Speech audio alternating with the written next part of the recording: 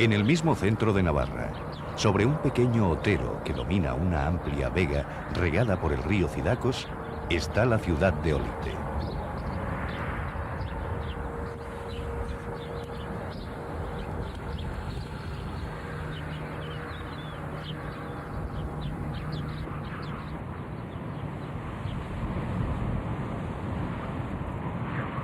Lo que da para vivir a esta ciudad, según me ha parecido en este breve viaje, son los servicios, pero también la agricultura tiene una solera de siglos y se le saca un buen rendimiento.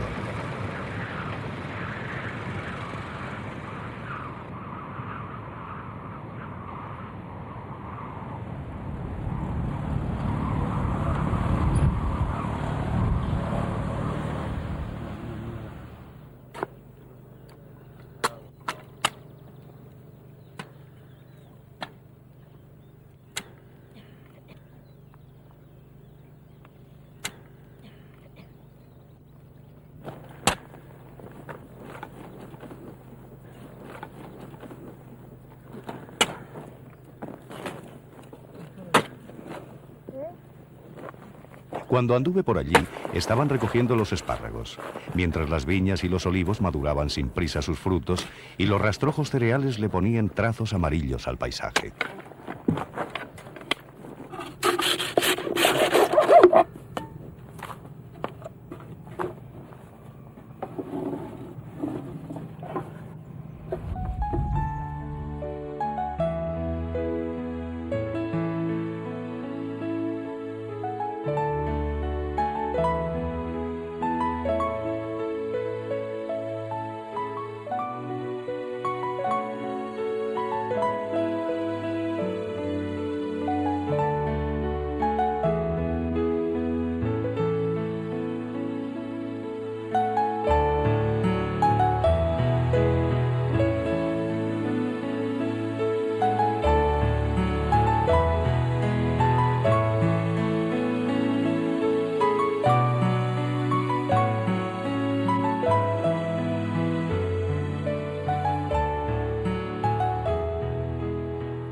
En los tiempos medievales, cuando Navarra era un reino importante en lo que aún no era España, los reyes navarros tenían residencias variadas.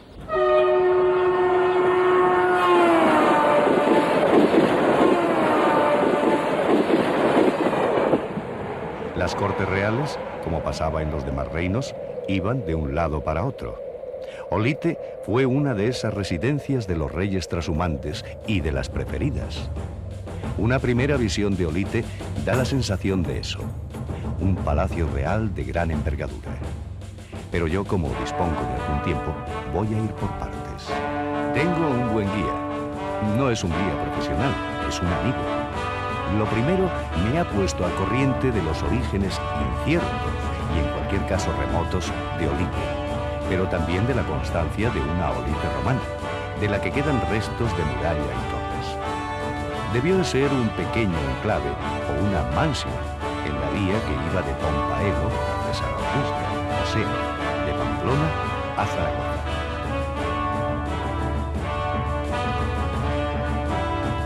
A continuación, y por seguir el hilo de la historia, hemos ido a la Olite medieval. El cinturón de esta nueva Olite, ampliada por las repoblaciones y llegada a su adolescencia histórica, ya tiene un callejero definido, una cerca más amplia y unas puertas. Las puertas que quedan, la de la palla, de tela, retocadas todas, con hornacinas y vírgenes, me las tengo que figurar como eran cuando, al toque de queda de la campana, de la que llaman del chapitel, se cerraban al anochecer y de Olite no entraba ni salía una mosca hasta por la mañana. Solo en tiempos de peste se dejaba una puerta abierta.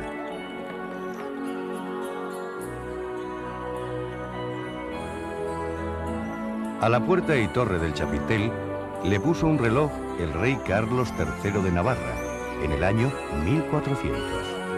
Este reloj, del que no quedan restos, qué pena, debió de ser el primero de los de su clase en el territorio ibérico.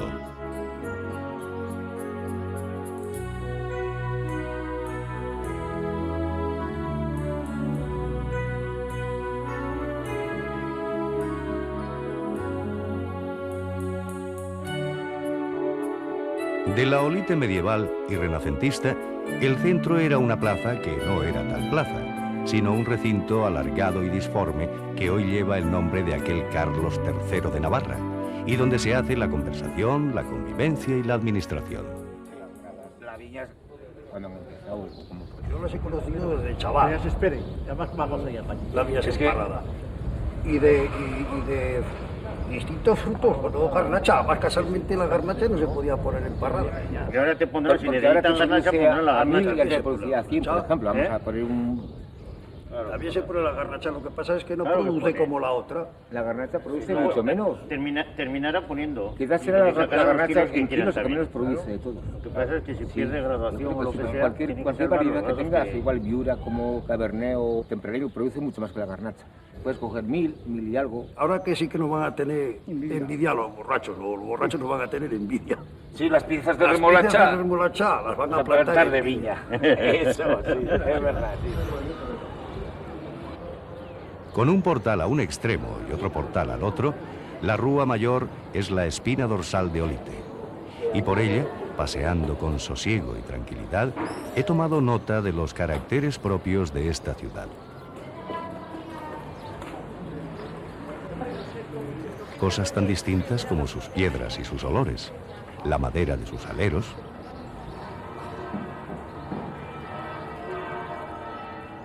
el orgullo de sus blasones, el cuidadoso y geométrico empedrado de algunos de sus zaguanes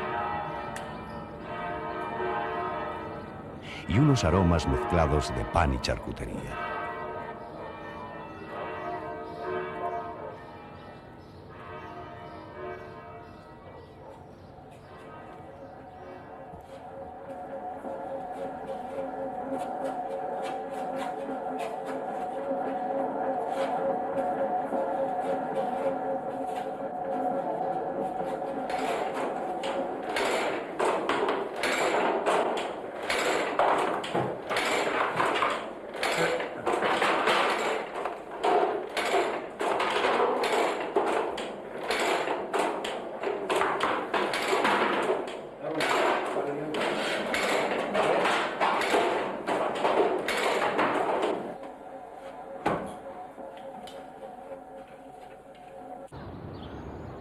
Bajo algunos escudos y en fachadas sencillas, luce una placa con un corazón de Jesús que dice escuetamente: reinaré.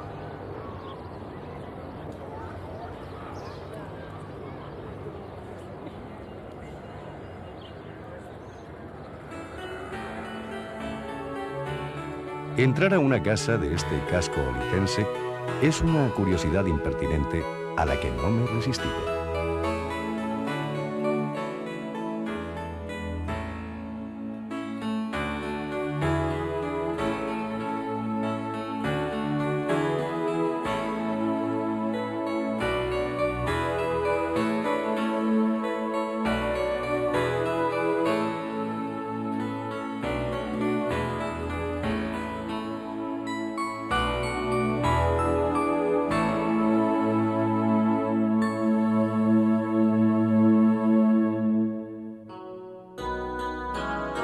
Casas y palacios. Yo me he hospedado en un palacio, que es el primero que se prepararon en Olite los reyes de Navarra, sobre la base de un edificio romano.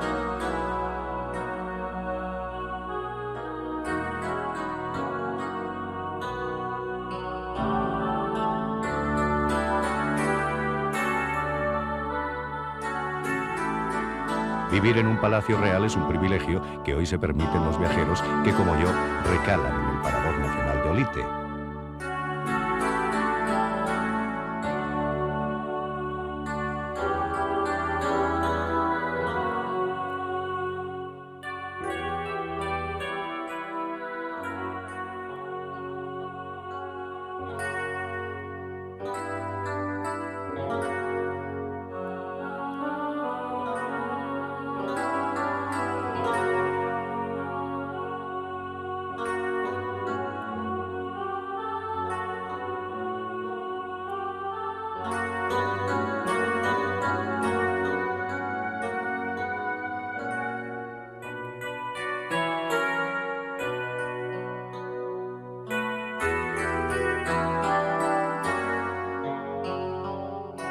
aunque muy retocado, mantiene sus filigranas góticas y sus salones suntuarios.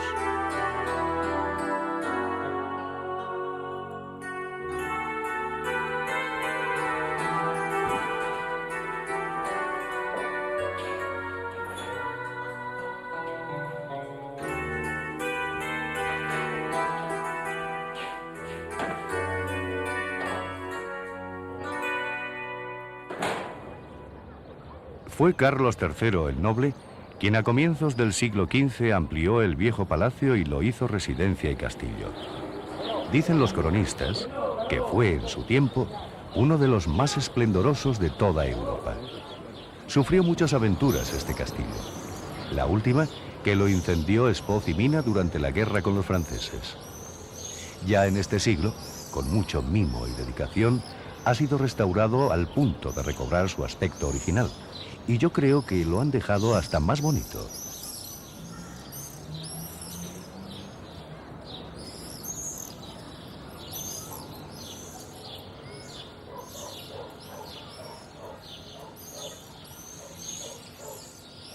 Un aire tiene de castillo, de cuento de hadas, según he leído en alguna parte.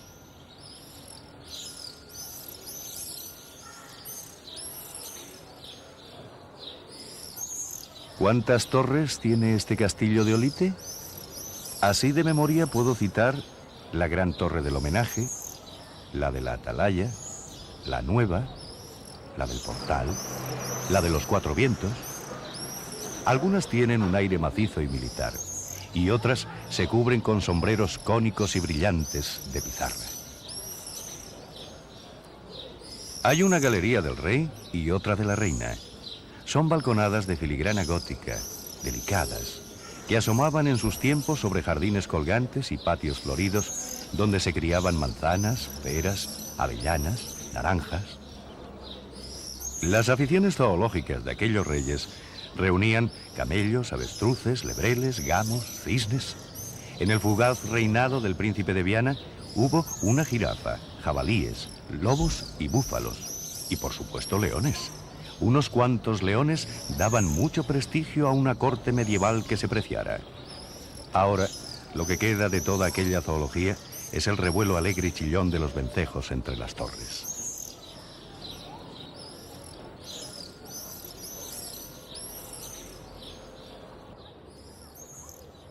Cuesta trabajo, pero forzando un poco la imaginación, me puedo figurar, cuando paseo por todas estas estancias ahora desnudas, lo que fueron cuando estaban doradas, amuebladas, alfombradas.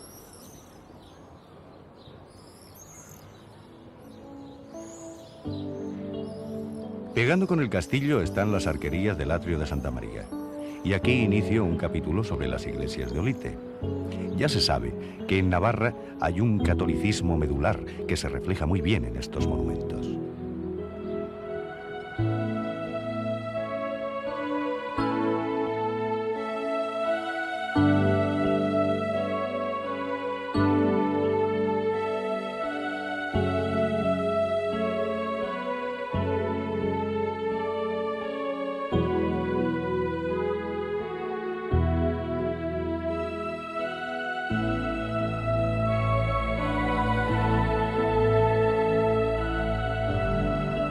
El pórtico de Santa María es un prodigio de imaginería en piedra, pero sobre todo, para mí, en la ornamentación vegetal exuberante. Esas hojas talladas en piedra.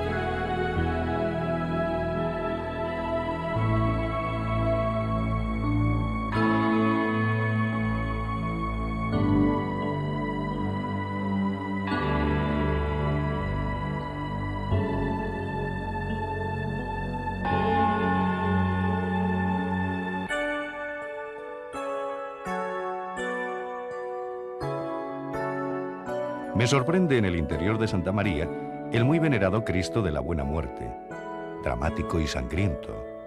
Un Cristo del siglo XIV que no refleja precisamente una muerte demasiado buena. En Olite le tienen gran devoción.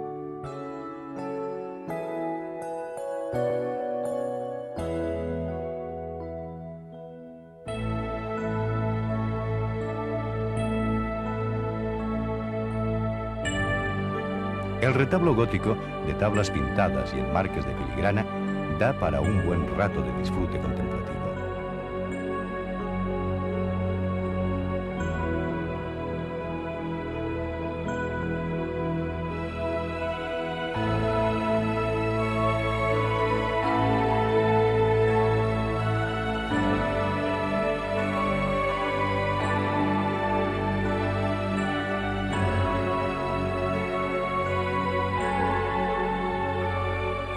Lo centra una Virgen sonriente y coronada, Santa María la Real, con su niño en el regazo.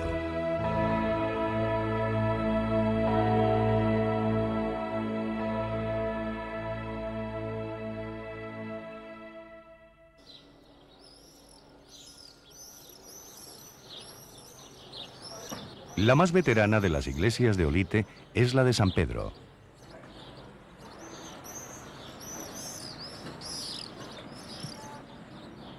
La gran aguja octogonal de su torre se alzó probablemente hacia el siglo XIII y ahora es un bello domicilio de palomas.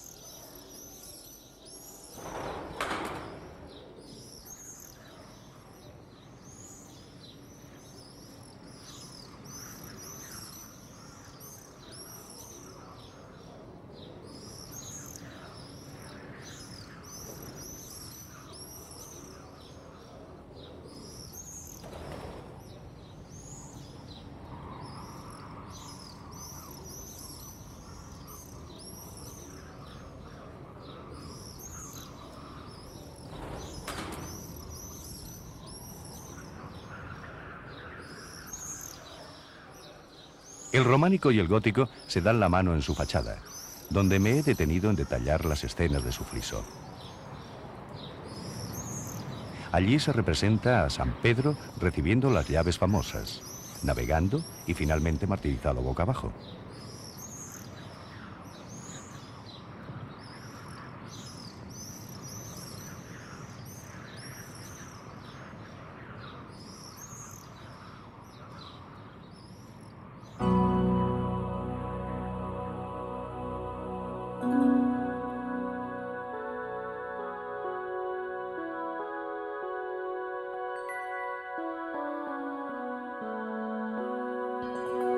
El claustro repite en su doble columnata los motivos y expresiones de la fantasía románica.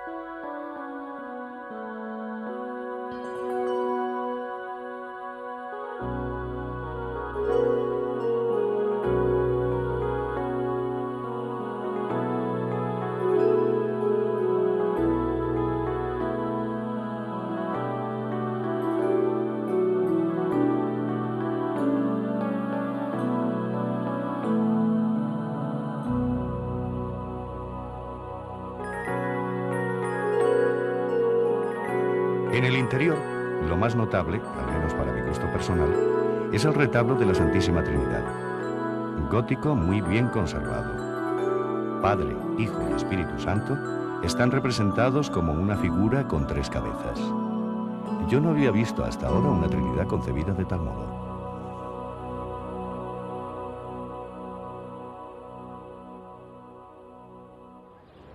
Y de las iglesias a los conventos.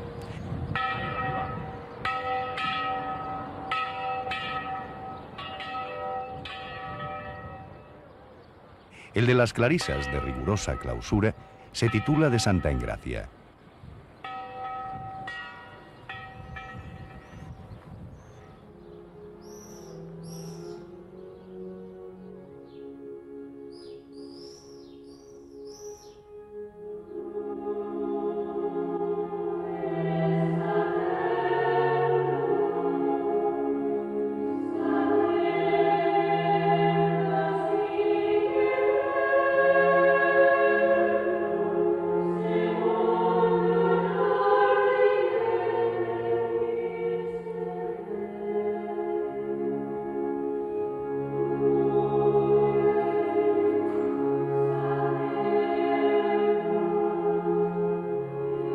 El exterior es sobrio, en contraste con el retablo rococó de la iglesia, donde los santos Engracia, Clara y Francisco de Asís se rodean de angelotes que asoman por todas partes sus caritas de buena salud.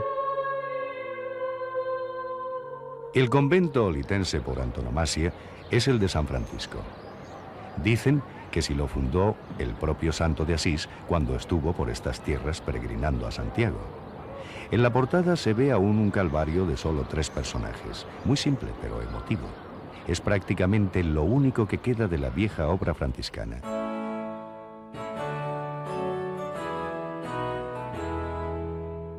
En la iglesia, aparte de admirar el retablo neoclásico, en lo que sí me he entretenido es en las efigies funerarias de antiguos personajes. Hombres y mujeres enjollados, adornados de sus blasones y siempre con un perro a sus pies, salvo alguno que tiene un pequeño león. Me acuerdo ahora de las aficiones zoológicas de aquellos reyes medievales de Navarra que habitaron el palacio de Olite.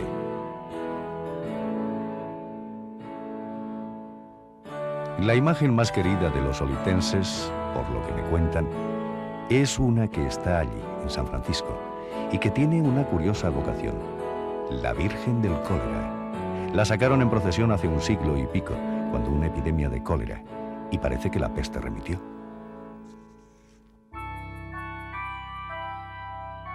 Toda la Olite de superficie se corresponde con otra subterránea, medieval también y misteriosa. En la misma plaza principal se han limpiado no hace mucho unas grandes galerías. Otras, aún más lóbregas, corredores húmedos de piedra y ladrillo, se utilizaron como salidas de urgencia del castillo o como quién sabe qué. Parte de toda aquella maraña subterránea la ocupa ahora una bodega.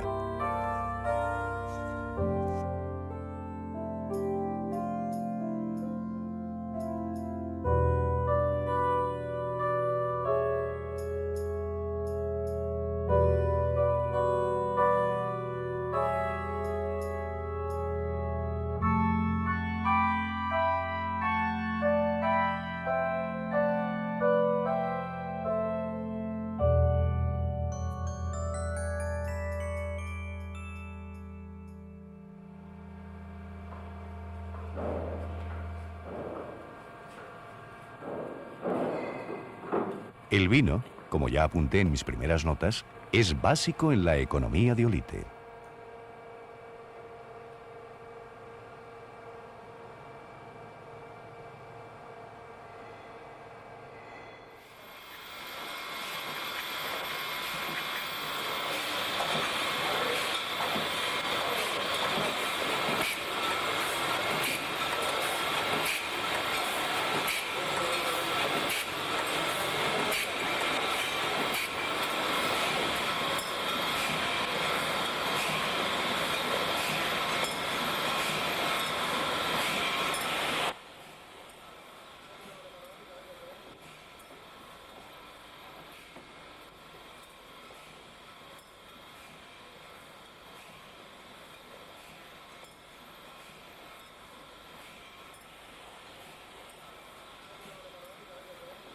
Hay en Olite varias bodegas privadas y una cooperativa que debe ser de las más antiguas de España, con un lema bien visible que proclama: unos por otros, Dios por todos. A Dios por esta tierra le implican mucho en las cosas de la vida.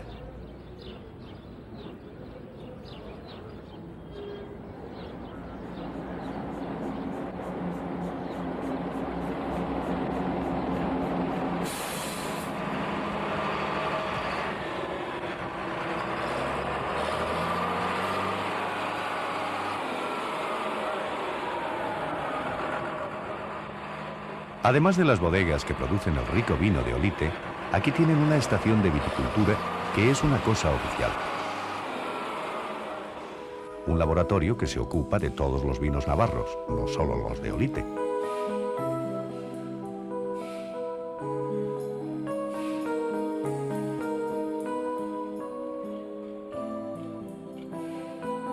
Los vigila, los controla e incluso experimentalmente los cría para ver qué pasa con las variedades de uva en sus distintas combinaciones.